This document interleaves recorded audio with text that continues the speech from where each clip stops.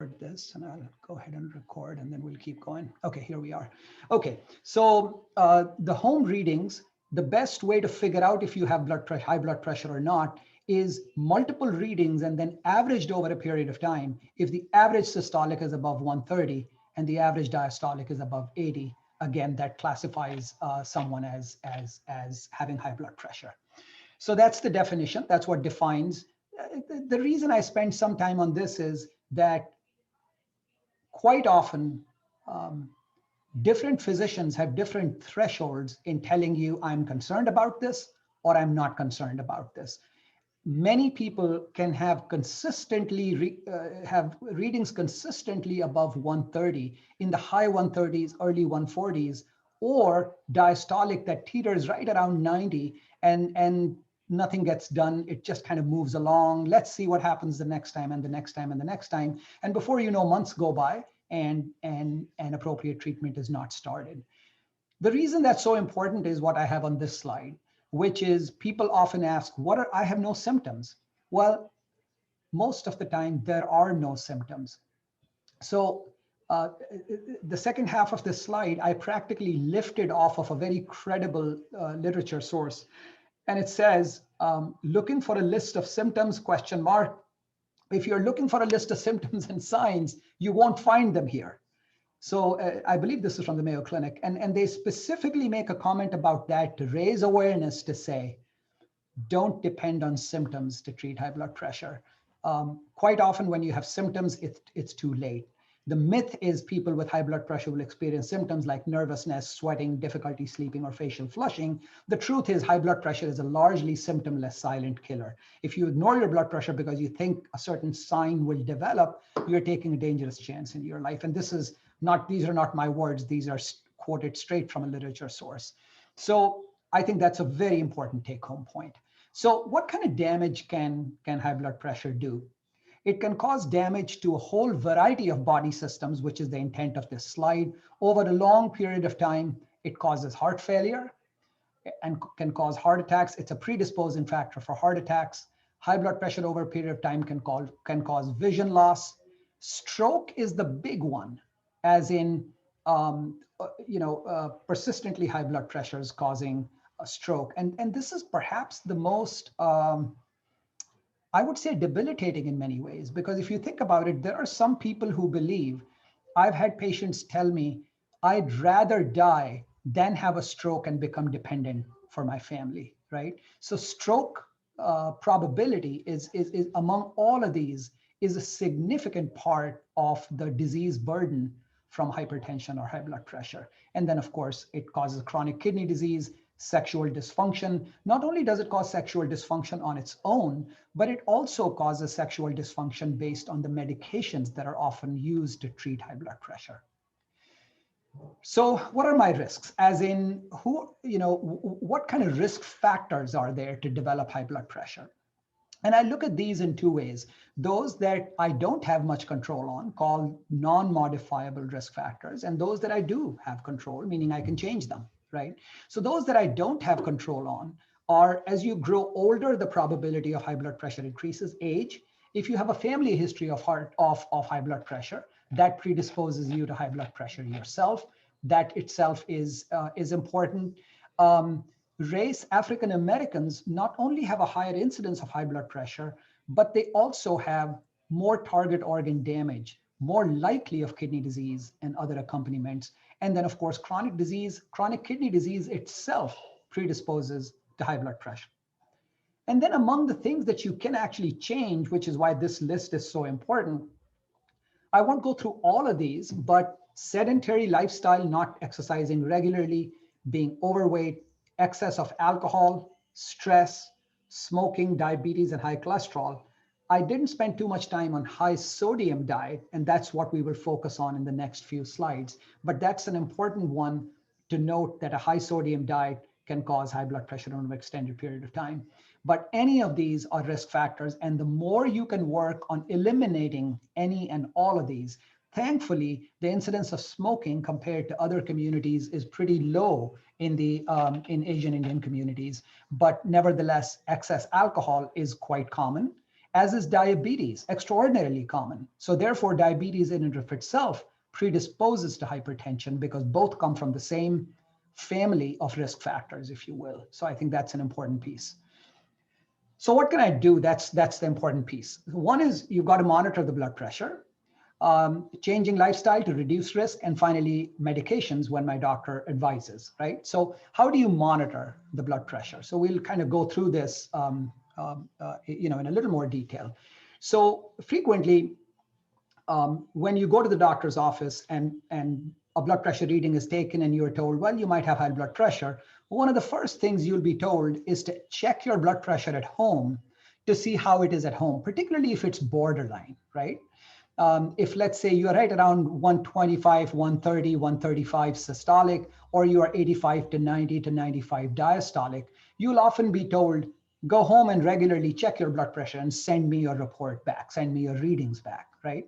So how do you do that? What kind of monitors do you pick, and so on and so forth? So let's start with what kind of monitors do you pick, and then we'll get into how to actually check or what kind of things to consider when you're checking your blood pressure. So the first thing is, quite often it's asked which blood pressure monitor is better, aneroid versus digital. Aneroid means the one that has a dial and that you are actually using a stethoscope and you're pumping up the air, and then the person has to be trained as to when they can hear heart sounds. Because there is such a lot of inconsistency in this in terms of consumers being able to check their blood pressure based on directions, unlike physicians. For physicians, this is a much better way to do it. But for regular consumers, it is recommended not to use aneroid machines because they're very difficult to standardize, and a regular layperson, if you're a doctor, cool, go ahead and do it. But if you're not, you're much better off with a digital one, okay? The second question often arises, should I use a cuff-based one or a wrist one? A cuff-based one means you actually tie it in your upper arm, right? The cuff gets tied to the upper arm. And a wrist one is you simply tie a small wrist cuff on the wrist itself. And here, wrist manometers or blood pressure monitors are less reliable than cuff-based. So what I typically recommend people is to use a cuff-based machine that is a digital machine. So there is no question what it's showing, and it's all automated. There are other ones now available which are cell phone app-based ones, right? You place a little something on the wrist or on the finger, and then it'll generate a reading on a cell phone app. These are perhaps the least reliable out of the different types that are available.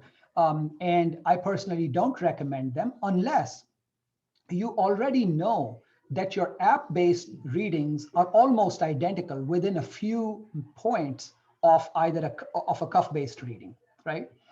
If you're convinced of that and you're using a cell phone-based app, that's fine. But I don't like to have that as the sole method to check blood pressure, right? So the take-home message is cuff-based is the best, and a digital one, right? And there are a zillion ones out there. I'll walk you through how to decide which one in just a moment. Now, when you're using these, when you're checking your blood pressure, make sure you're at rest. Make sure you have not had coffee, not aggressively exercised, or have alcohol in the last half to 1 hour. Make sure you calibrate it periodically. What that means is, very simply, check it with either take it to your doctor's office at least once, maybe every 6 months, 12 months, take it to your doctor's office, allow them to check your blood pressure and check it yourself. If it's within 5 points, you're fine. If it's not, then you may have to consider alternatives, right? So calibrate it. And at least one time in the doctor's office, the first time around, which most doctors do, check both arms. You don't have to check both arms all the time. But if you find that one arm is significantly more than the other, then A, the doctor might need to do some more tests to figure out why. And secondly, if you know that your right arm is consistently, let's say, 5 to 7 points higher, then you know that if you consistently check on the left arm and you're getting normal readings, but your actual blood pressure in the right arm is higher. So go for the higher number is the point, whichever number is higher. But more importantly, let your doctor know that you're getting a difference if he or she has not checked your blood pressure in both arms. But there is no logic of checking both arms all the time, Okay, so that's how you check the blood pressure. Now, which monitor should you buy? Now, you'll find blood pressure monitors, and I've just put one up here from Amazon, right? Blood pressure monitors can range in price anywhere from 25 to 30 bucks to upwards of 200 bucks, right? And many people ask us, is the $200 one somehow better? And the answer is no, it's not. It comes with some bells and whistles, but the basic stuff, okay? Here's one from Omron, which is a very reputable company. I don't have any conflict of interest with it, so I can freely advise it, and I do that all the time. I like Omron blood pressure monitors because they've been around for a very, very long time. And this particular one, as you can see, is a cuff monitor right here, and is digital, and it's from a reputable company. All of that is, and it stores a bunch of readings, up to 14 readings. The whole thing is $38. So it's quite inexpensive. And there is no reason to get other bells and whistles with it. There are many, many others that will do the same thing for 25 bucks, 30 bucks, $35 or whatever. Feel free to get any one of them. I just use this to point out that good name brand cuff-based machines are not that expensive. Okay, so what do I do about it, right? Now that I know that I have high blood pressure, what do I do about it? A whole bunch of these I've already gone through: quitting smoking, maintaining a healthy body weight, and so on and so forth. We won't belabor those points. We'll focus for the most part on something that we have not focused on as much perhaps in other sessions, which is how do you ensure that you take a low sodium diet, right? What does that mean? How do you operationalize that? How do you make that happen at home, right? And we'll go through that. And then of course we'll go into medications, just like I said. So let's talk about sodium for a little bit. So here's the recommendation. The recommendation nationally, it has been the same for years and years and years from the American Heart Association, that your total salt intake should not exceed 2,300 milligrams of sodium, right? Most people recommend you should be under 2 grams of sodium a day, ideally 1,500 or less in a day, right? And to just give you a sense as to what that means, 1 teaspoon of salt, just regular salt, is itself 2,300 milligrams of sodium, right? So 1 full teaspoon is the maximum daily amount. And you can only imagine that, which we'll get into in a few minutes, different things have different amounts of salt. But if you keep the 2 gram number in your mind, and then when you're reading food labels, you'll be able to tell where you are with your salt consumption and decide, whether or not you are there, or you are high, or you are within the daily guidelines. So I think this is an important number to keep in mind. 2 grams, 1 teaspoon overall, right? So what are some big sodium sources, right? Foods that are processed, all kinds of processed foods tend to use, by and large, more sodium. Natural foods with a high sodium content that just naturally have high sodium are things like cheese, seafood, and olives. Olives obviously even taste really salty. Some cheeses may not taste as salty, but always get into the habit. If you're having cheese, look at the food label to make sure you know how much sodium it contains if you're hypertensive, right? And same for seafood, right? Now, all forms of salt, with some exceptions, which we'll get into as salt substitutes, table salt, sea salt, kosher salt, all of them have almost the same amount of sodium. And then beware of the salty 6, as they are called by the American Heart Association: breads and rolls, pizza, sandwiches, cold cuts and cured meats, prepackaged soups, burritos, and tacos. Those are considered sort of the really high ones out there that are called the salty 6, right?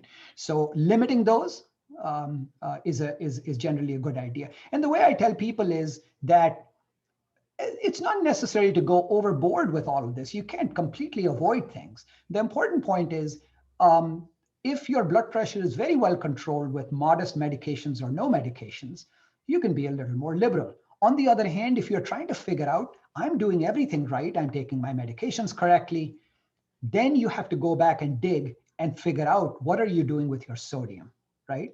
And that's where this comes in really handy.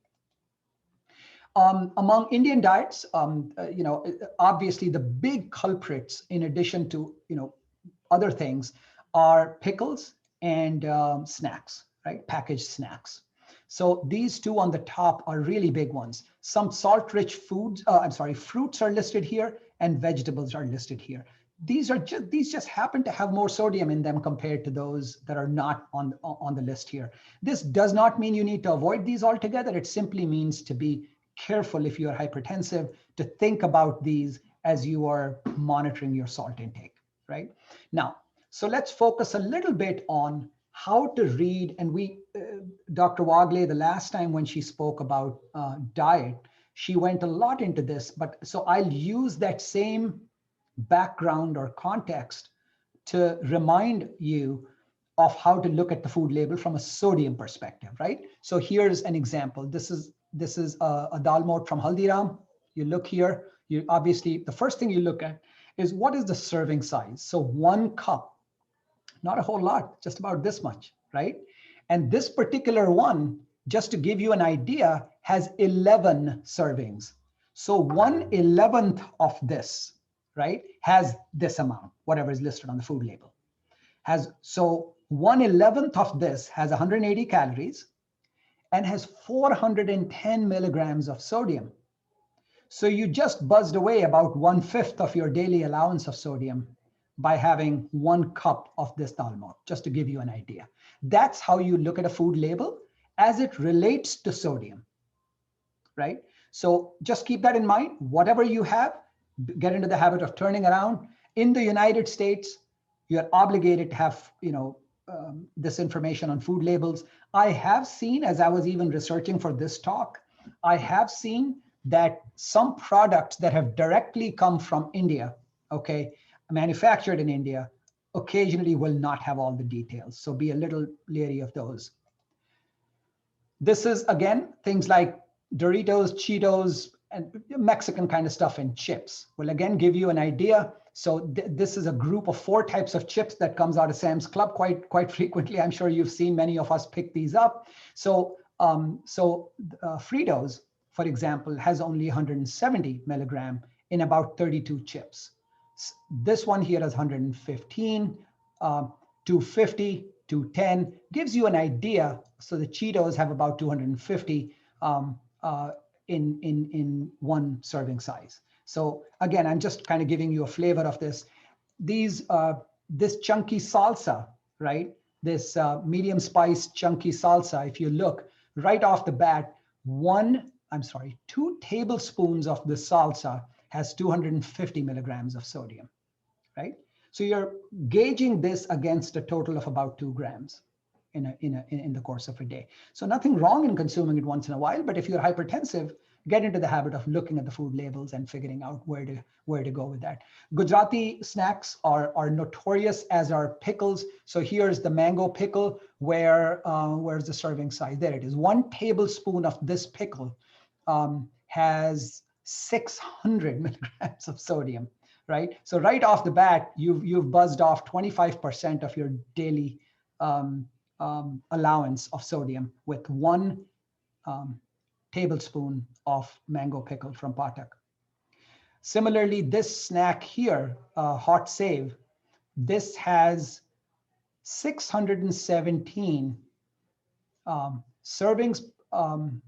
Serving size is 45 grams, however much, doesn't say how many this has, but 550 calories and 600 milligrams of sodium has taken care of about 1/4 of your daily requirement right off the bat. So just to get you into the flavor of looking at food labels, pav bhaji, chicken and enchiladas, and so on and so forth. So all the same concepts right here, 490 milligrams of sodium. Now, this is an important slide. So people often ask, I need flavor in my food and I just cannot have food without salt. What about salt substitutes, right?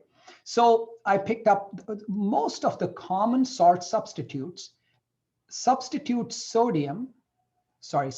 potassium for sodium, right? So you will see, look here, this salt substitute from Morton has 690 milligrams of potassium. So if you are otherwise normal, great. Normal meaning you're not on medications, you don't have kidney disease and so on.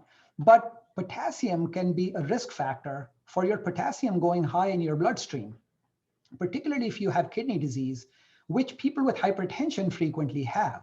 So if you are using a salt substitute, make sure you let your doctor know, because when they check your levels of potassium, your electrolytes, which you will frequently get checked, I think that's an important component. So you can't have these unlimited. And potassium, by the way, is a dangerous electrolyte. Significantly high levels of potassium can cause significant cardiac issues. So I think it's very important to keep in mind salt substitutes are potassium based, almost all of them. Now, that being said, there are other flavors that are available that are not salt substitutes, but that add flavor to food, right? So this is an example. It's salt-free dash. It doesn't say salt substitute anywhere. This is a seasoning blend, and it has a whole bunch of seasonings or herbs, I should say, which constitute this entire seasoning. And if you look in detail, there is no salt in here. There is no potassium here. This is fine. There's no problem with this, right? So this gives you an idea of how to look at salt substitutes and so on. So with that, we'll go directly into some medications. We'll use two things in medications to kind of illustrate some important points. One is some medications that can increase blood pressure, so that when you are having high blood pressure, if you are on one of these, think carefully and tell your doctor that you are on one of them. Over-the-counter sinus medications, almost all of them, all decongestants, contain elements that cause blood pressure to rise. Okay, non-steroidal drugs such as ibuprofen, Motrin, steroids, caffeine, and alcohol, we've already talked about, and there are several antidepressants that also cause the blood pressure to rise. So just keep that in the back of your mind as you're using these medications, that they may have an impact on your blood pressure. Now, medications that are used to treat high blood pressure, a couple of points. One is to remember that high blood pressure is a lifelong disease. And that people often say, well, can I just stop the medication now? Well, there is a small possibility you may be able to if significant other things have happened. Let's say you've significantly lost weight, made major lifestyle changes, and giving a short trial off the medication with doctor supervision is okay, but don't do it on your own, because odds are once you're on it, you're likely to be on it for a lifetime. I've mentioned 4 classes of medications. Initial treatment is generally started with one of those. We don't need to go into medications in a lot of detail, but do remember that cost is an important factor. The reason it's important is because it's a lifelong disease. So you will be stuck with a recurring cost every month, right, for your prescription. So it's worthwhile carefully evaluating what you're using, because there are many medications that are extraordinarily cheap, right? And they do the exact same thing in terms of lowering your blood pressure. So keep that in mind. And with that, here's what I put together. So these are what I call Walmart friendly, the $4 prescription medications, right? And all of these ones are actually the drugs of choice. And yet all of the drugs of choice are on the $4 list. So hydrochlorothiazide, lisinopril, losartan, amlodipine is $9, and metoprolol. So it gives you a sense that all of the commonly used medications are on the Walmart $4 list, right? I'm not suggesting, that you need to be on a $4 med. My simple point here is that you can be on highly effective medications at an incredibly low cost. So there is no reason to be on an extremely high cost medication. The one point I will also make on the previous slide is that I often find people, particularly from India or from international destinations, they are on medications that are manufactured outside the country and frequently contain 2, 3, sometimes even 4 medications. And when I begin to see them, I like to convert those into either a single drug or clearly no more than 2 drugs in one pill, because that makes both treatment easier. And if there are side effects, it makes it easier to know which one to stop and what to do with it.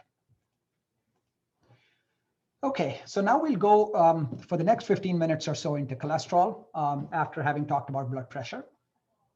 And then we'll open it up to questions. So let's get into cholesterol. Same thing, we'll get into 5 issues: types of cholesterol, what are the risks, making sense of your own test result, when to start medication, and the risk of medication or lack thereof. So there are 3 types mainly of fats that are measured typically and shown in a test result to you, right? Of course, the total cholesterol shows up on a test result. Total cholesterol in today's day and age does not have much meaning. It's much more important to know these 3 numbers: your LDL, your HDL, and your triglycerides. The LDL is the bad cholesterol, and the simple way to remember: L for LDL, L for lousy. It's the bad cholesterol, okay? It deposits in arteries, causing them to become narrow, causing heart attacks, strokes, all kinds of other bad things. HDL cholesterol, H is for HDL and H is for healthy. The higher the HDL, the better, because HDL helps transport the bad guy, the LDL, away from the arteries to the liver, where it gets processed and eliminated, so lowering your risk, right? Triglycerides are the most common fat in your body, but we'll talk about the risk that triglycerides pose in just a minute. So if you begin to look at how LDL or how cholesterol causes disease, this is the heart, these are the arteries, right? And if you look inside an artery, what happens is the LDL deposits cholesterol between the layers of the artery. This yellow dot that you're seeing, if blown up, is right here. It begins to deposit fat, right? The very next thing that happens is that a fatty streak begins to develop between, right here in the arterial wall, right? And then as soon as fat shows up here, it attracts inflammatory cells, a whole bunch of cells to that fat. They attract those cells. And then these become larger and larger. And then what ends up happening is sort of it keeps building up, just like this yellow stuff that you see here. They're called foam cells. They're not good, they're bad. They keep developing bigger. And eventually it causes something like this yellow appearing fat streak here. And that's called a plaque. And that eventually it breaks right here, just like this. It breaks. And then when it breaks, it attracts blood clots right on it. And when the blood clot forms there, that causes either an immediate episode. In the case of the heart, that causes an acute heart attack. That's when people get chest pain and acute heart attack. So that's kind of the process by which cholesterol. So every time you think of cholesterol, think of this artery, right? This is very effective when whenever I talk to anyone, this is highly effective when you're thinking about it this way, because this is the closest to the truth. Now let's talk a little bit about triglycerides, right? Normal triglycerides are less than 150. I've listed when they are high and what is considered very high. Interestingly, high levels are questionably associated with heart disease alone, meaning if everything else was perfect, if your LDL was perfect, your HDL was perfect, you were exercising, you were doing everything, triglycerides alone, there's questionable evidence that they cause heart disease of their own. And particularly when you attempt to lower the levels and you don't do anything about the other stuff, they have not reduced the risk of heart disease. However, when levels rise significantly above 500 and more often above 1,000, they damage an organ that sits right next to the stomach in the abdomen called the pancreas. It causes pancreatitis, and that you can get really sick from it, right? So those are a few points about triglycerides. Now, what are the levels of cholesterol? How do I make sense of them?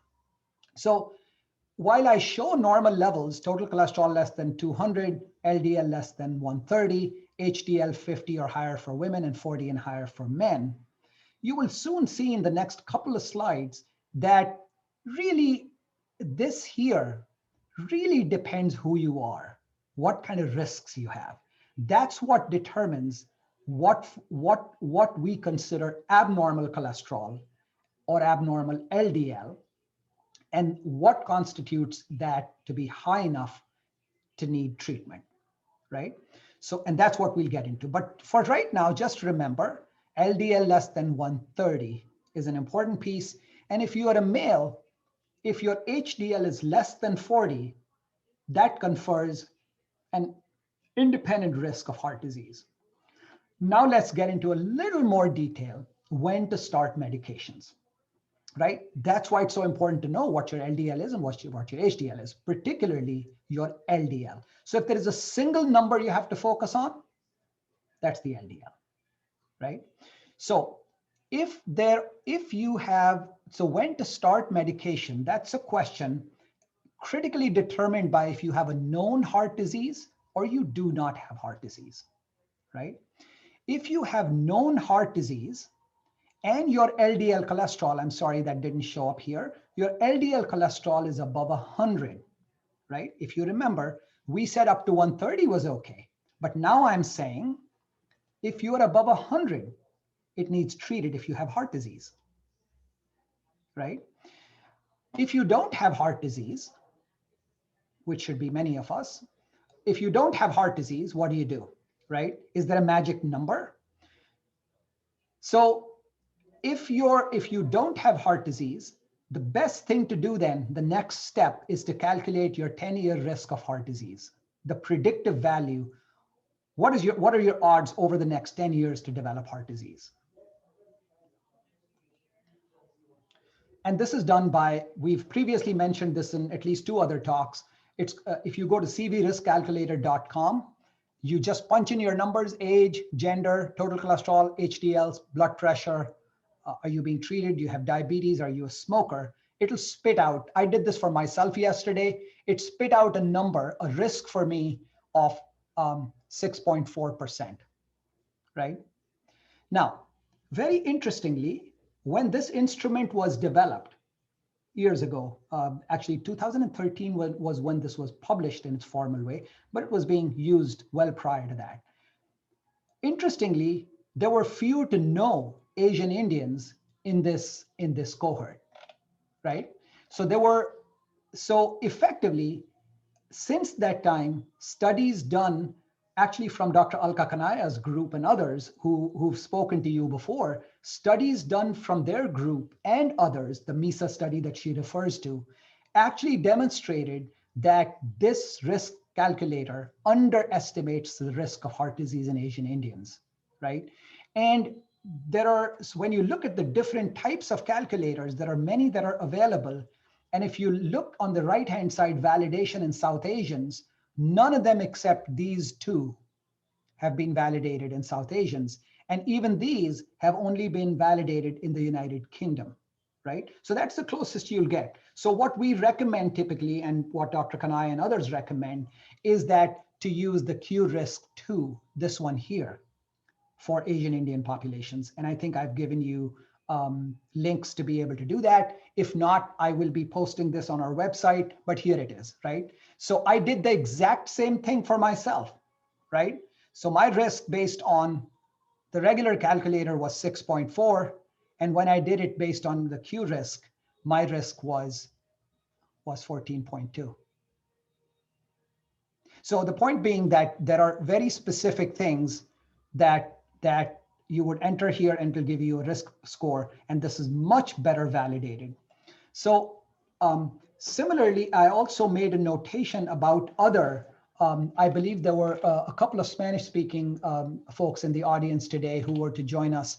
And I also made a notation for the Hispanic community that it talks about the fact that in Hispanic communities, it has also not been well tested. In fact, quite interestingly, the diversity within the Hispanic community, where Spanish-speaking people come from, whether it's the Dominican Republic, whether it's Mexico, whether it's Puerto Rico, might determine different risk types within those categories. So very simply put, for most of the audience today is from our Asian Indian communities.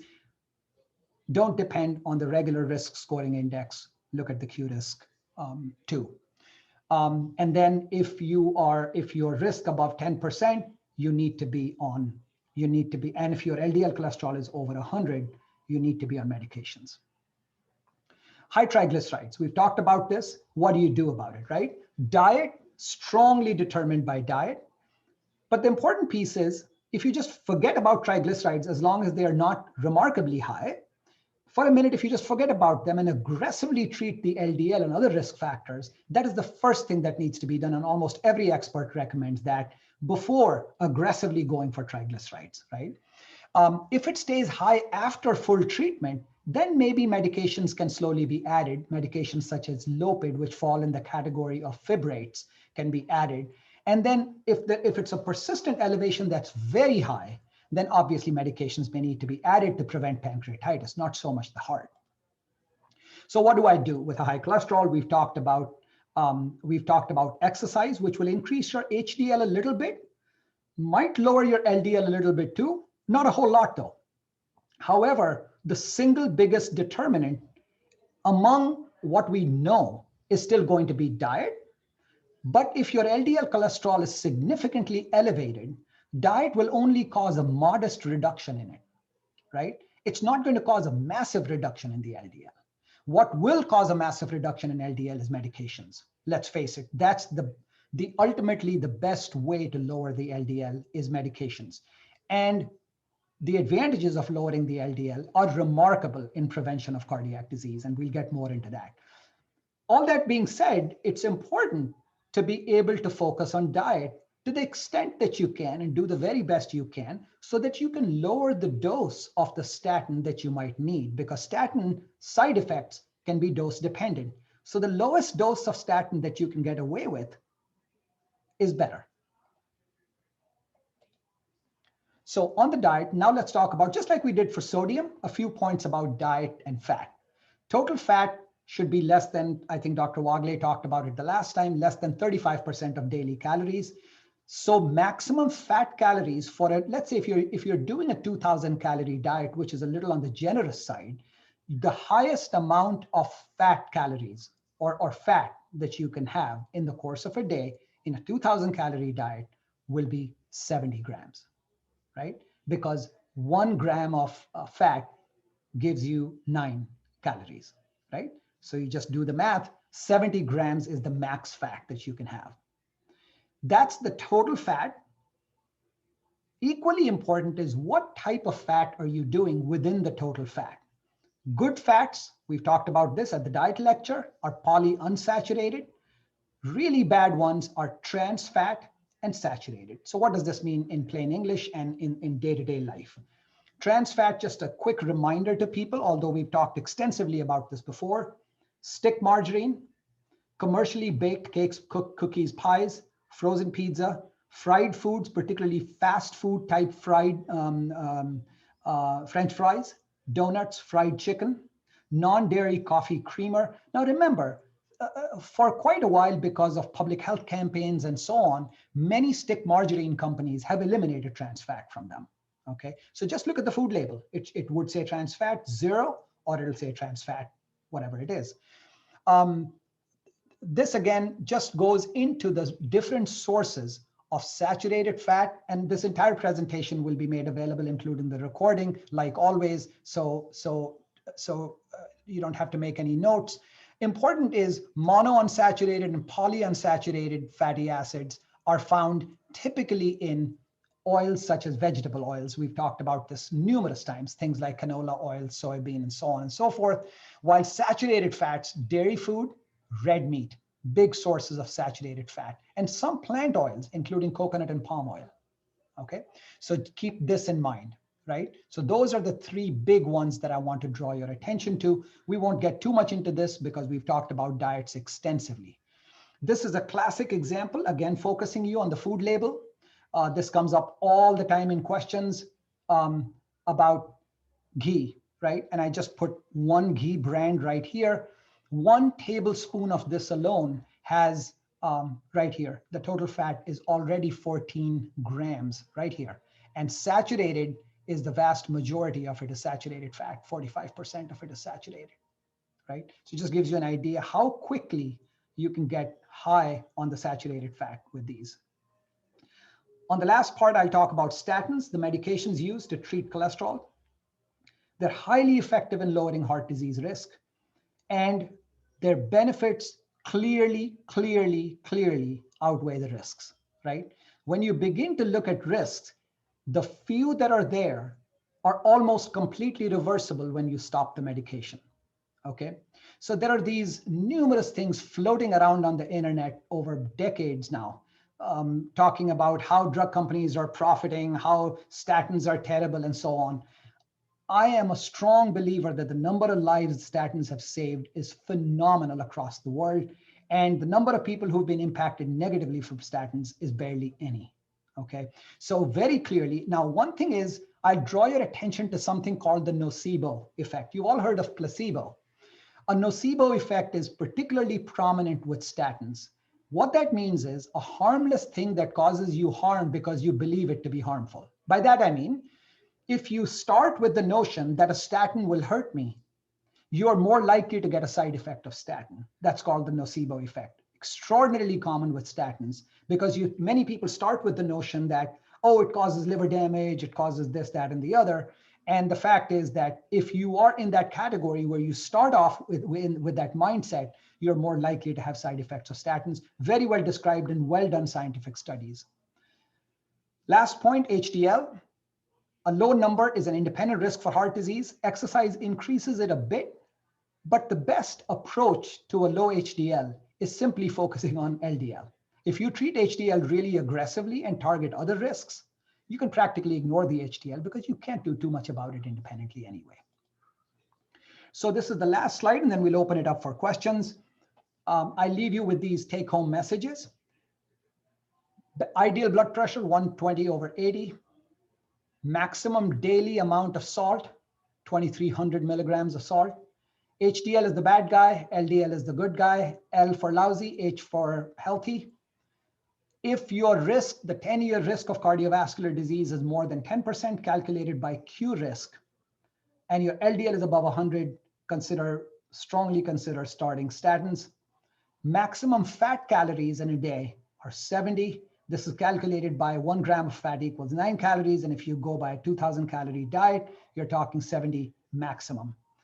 5 top sources of heartbreaking saturated fat: cheese, beef, as in red meat, in Asian Indian context, also goat meat.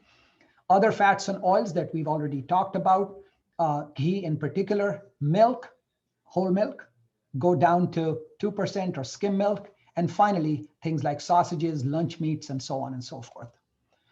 So with that, I'll end with reminding you that this will be posted on our website, joshihealthfoundation.org.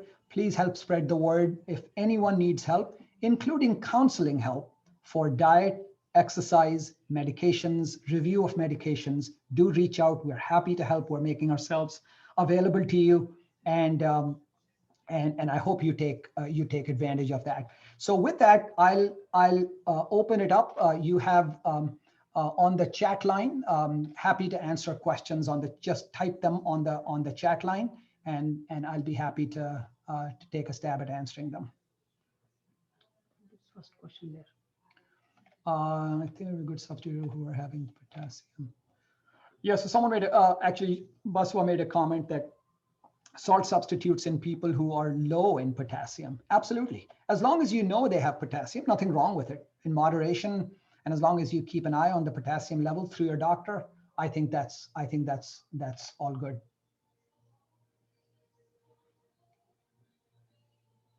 Other questions, please, as I said, you can type them right on the chat box.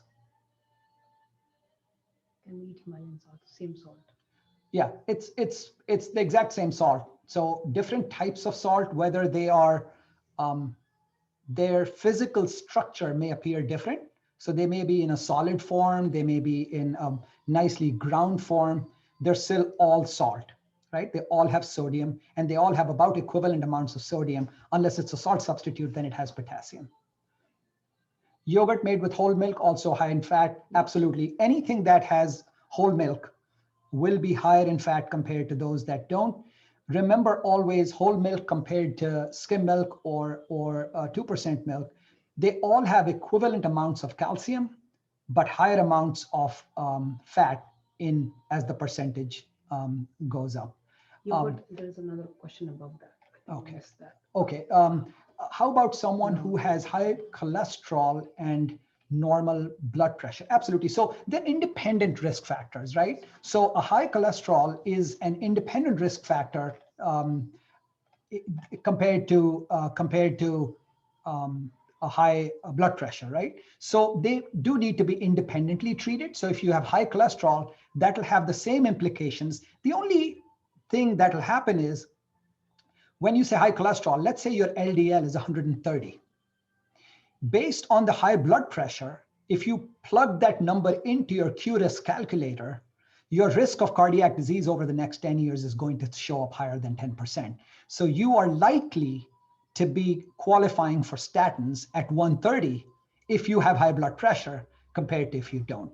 But the best way to find that out is to plug that into the calculator, because for all you know, you might be very well controlled on hypertension medications, and on the other parts of the Q-risk calculator, your risk is low, and you might turn out to be less than 10% for all I know, How to right? lower your triglycerides? And then how to lower your triglyceride by lifestyle changes. So unfortunately, triglycerides are one of the most sensitive to diet, right? So all the dietary interventions that we talked about, triglycerides are remarkably sensitive to them, right? So you are very likely to lower your triglycerides much more effectively than even the LDL. I've seen people lower their triglycerides remarkably by diet interventions compared to LDL, which is very stubborn, right? It's very hard to do, but triglycerides are actually not that hard. So if I can add one thing, in Indian population, one of the things which causes high triglycerides in the morning is because we eat late and we eat heavy food. So that is actually one big reason for high triglycerides in the morning. So when you get your lipid panel, check fasting. If you had Chinese food, pizza, or even heavy dinner, Indian dinner, but late, 8 or 9 o'clock, you'll have very high triglycerides in the morning. That's a great point, Renu. Thanks. Yeah, thanks for pointing that. I'll just take these, continue in the order in which we are getting them. Sendha namak, right?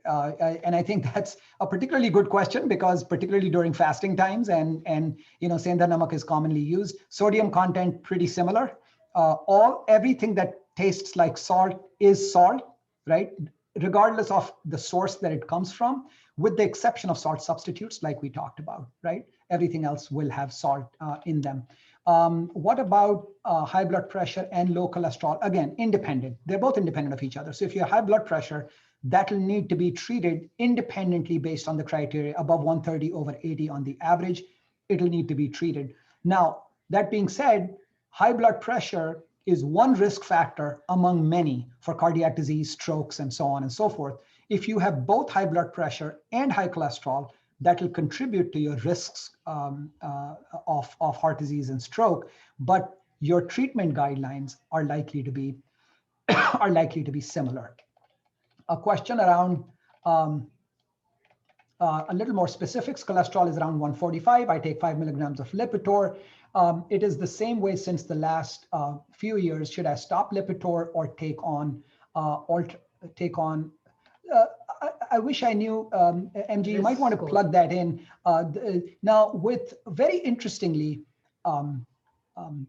in populations that are above the age of 70 or 75, and you'll understand where I'm coming from, risk calculations begin to get tricky, right? Because risk calculations are based on 10-year risks, which are typically on a bell-shaped curve. They fall somewhere around, from age 50 to about 75-ish, right? Up to about that point.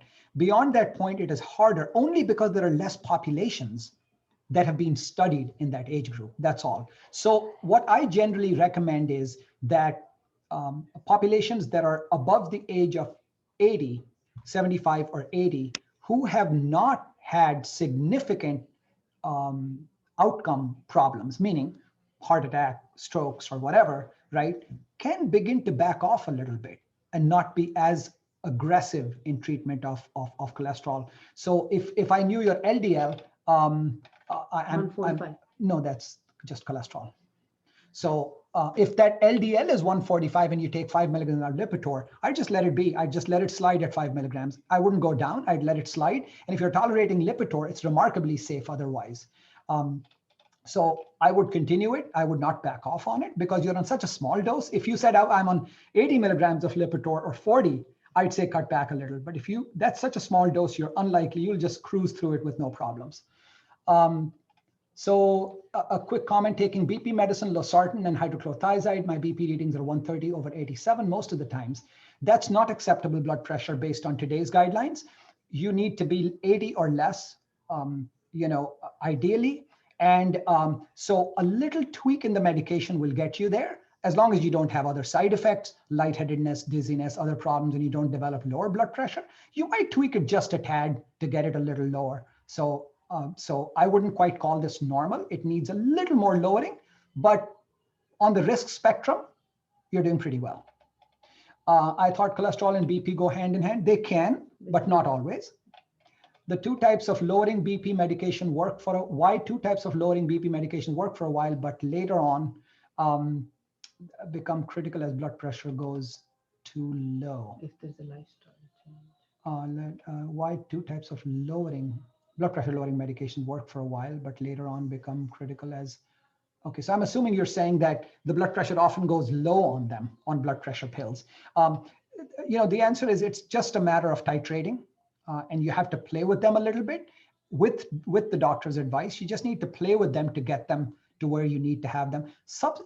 What happens sometimes is that our body changes over time, right?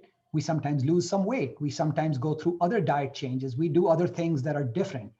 And those things all play into it. So what I typically tell people is the same medication are causing more problems now. You may need to titrate them, and occasionally with advancing age for any one of us, what ends up happening is what we were able to tolerate 10 years ago, because hypertension is a lifelong disease. I've seen some of my patients over time where they were able to get away with a medication before, but they can't anymore because they've now become older. I mean, none of us is getting younger. So as we get older, our sensitivity changes. Can being vegan completely eliminate possibility? Absolutely not. This is a myth. In fact, if anything, vegetarian diets can be remarkably unhealthy, right? It depends on what, and non-vegetarian diets can be remarkably healthy, and vice versa. It depends what you eat rather than a global would vegetarian diets be better than non-vegetarian. So I could give you classic examples of, and there is actually an outstanding article from the Mayo Clinic that gets into this. There are numerous examples of Indian diets, pure vegetarian diets, that are remarkably unhealthy, whether it be paneer tikka masala or other things, and a whole bunch of Gujarati snacks as well. So no, vegetarian diets do not. Are there side effects of losartan and hydrochlorothiazide for the long term? No, none of the blood pressure medications, purely by virtue of taking for a long period of time, have side effects or long-term adverse effects, if you will, right? None of them. They've been tested for decades now. And both of your medications, losartan and hydrochlorothiazide has been around for about 6, 7, 8 decades. It's one of the oldest ones out there. And losartan has also been around for at least 3 decades. So no, they're absolutely safe. I would strongly urge you to continue. And if your blood pressure controlled, you're doing yourself a big, big favor. Ultimately, the blood pressure reading is what matters. The medications are remarkably safe in that regard. So would you recommend taking a regular aspirin daily when we are normally healthy, just as a prevention? No, there is more data coming out that a regular aspirin has been questioned because of the risk of GI bleed and other related effects. So unless you have a risk profile that is a certain type, regular aspirin without risk factors is not currently recommended. That used to be very different more than a decade ago. So another question, we've talked about losartan. What can I do? So my cholesterol is high. I'm sorry, I have to get back to your previous question. There was a question whether was the percentage of sodium difference in different salts, and actually from American Heart Association, the sea salt and the coarse salt and the thin salt, they all have the same percentage, 40% sodium. Yeah. So if you didn't hear that from differing sources from the American Heart Association, they go through that. And I think Renu was actually just checking that as we were doing this, that same amount of salt, 40%. The sea salt and the table salt both have 40%. sodium. That's what they were asking. There it is. HH 38, cholesterol 200, LDL 118, HDL 45, triglyceride 264, taking atorvastatin 10. What should be focused to stay healthy? What I'd probably do is, to begin with, I'd calculate a risk score real quick. And partly because you're so young, Neha, I mean, at that age, even more so, I would love to be able to calculate a risk score, because if it's substantially above 10%, you need to be even more aggressive, right? And the LDL will have to be lowered less than 100. And the 10 milligram atorvastatin is a minuscule, is a very small dose of statin. So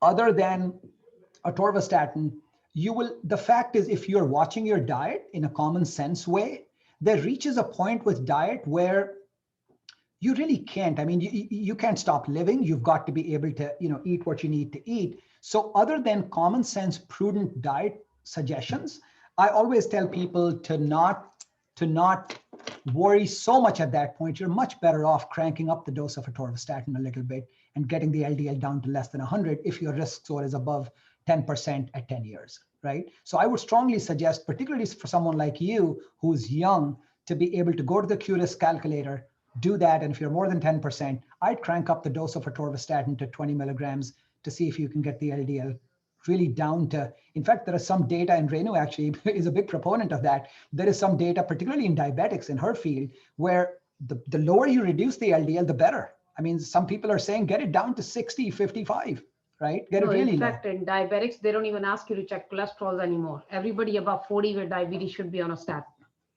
There's one question above that you missed. Okay. Yeah. Is it true that cholesterol? Okay. Is it true that cholesterol comes only from animal sources? No, actually not true at all. In fact, just like I said earlier, fat sources are numerous from the vegetarian world. And it's, again, a myth that cholesterol comes only from animal sources. That's actually not true. 42, I'm on medication since a decade now. My cholesterol is high.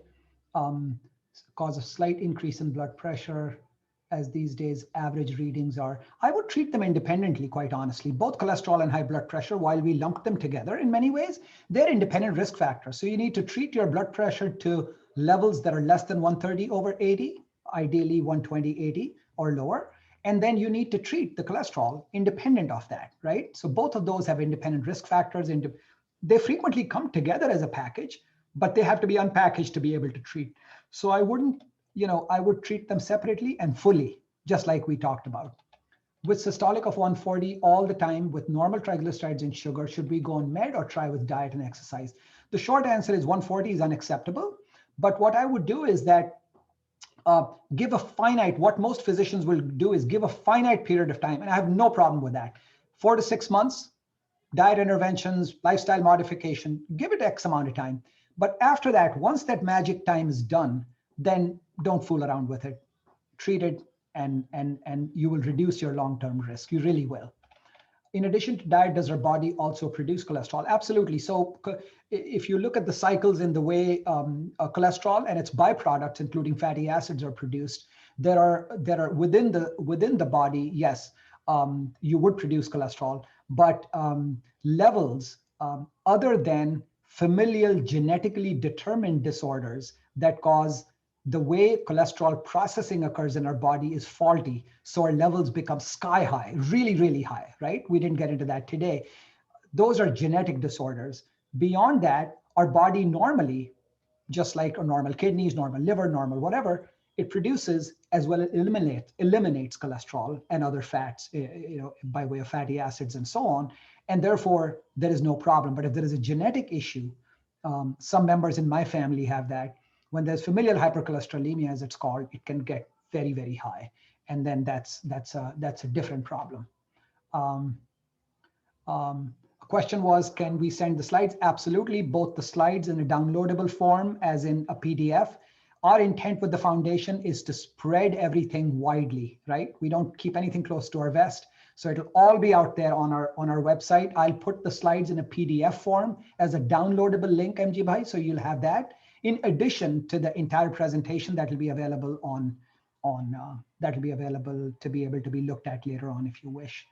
If there are any further questions, feel free to write to us, nirmal@joshihealthfoundation.org. Sorry, one more question. Here it is.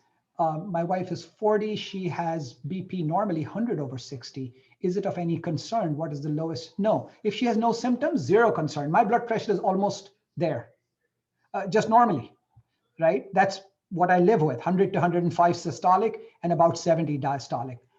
If there are no symptoms, now some people have significant symptoms, right? And a low blood pressure. Then we end up finding ways that we can help them with attempting to manage the symptoms. But if she has no symptoms, that's wonderful. I'd envy that. That's wonderful. Absolutely none.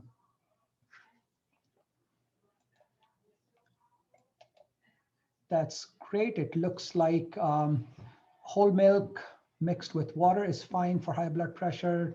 Nothing wrong with it. I wouldn't do whole milk for anything in today's day and age. I'd just do skim milk for cholesterol purposes and fat purposes. It does nothing to your blood pressure though. There's no effect of on blood pressure of milk in any form.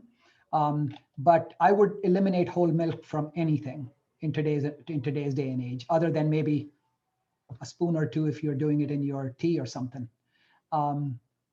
I do regular exercise, no meat, and still my cholesterol is high. What can I do to lower? Again, remember that it's not your fault. It's just the way it is. Most of the times, you can do everything perfect, but your cholesterol might be high, and then the short answer is you need to go on medications, and based on the risk calculation. Excellent. Well, thank you everyone for your time. We are well past the hour, and we will see you next month with osteoporosis. Thank you and good night.